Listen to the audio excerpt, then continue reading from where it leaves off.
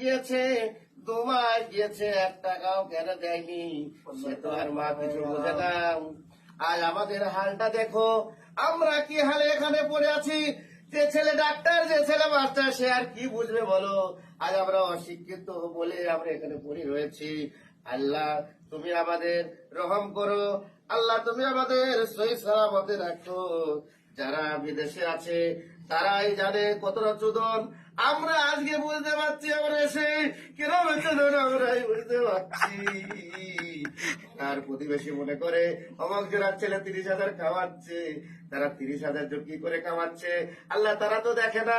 ধুমোর সাথে যখন মোটরসাইকেলের হালকা হালকা ধুমোর সাথে যেন আগুন বার হয়, সেই রকমই প্রবাসীদের তাদের জীবনও সেরকম ধীরে ধীরে ধুমোর সঙ্গে আগুন বার হয়।